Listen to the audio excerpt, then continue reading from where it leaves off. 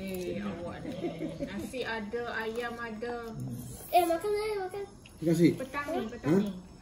Petang ni. Petang ni. Makan. Makan dulu itu. Makan ni. Makan. Macam tu makan. Awak je tak makan.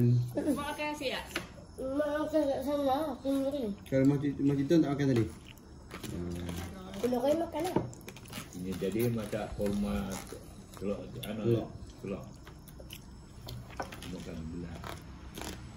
Kalau apa sini gulai? Gulai daging? Gula daging. Ayam masak merah. Makan banyak tak? Tak, tambah satu kali. Gula daging ya. Ada masak merah. Aku tak tahu. Abang makan mana tadi? Bukan sini ya.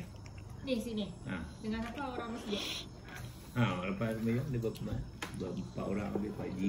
Tu abang lalu nak makan tak lalu tak? Makan tu kan.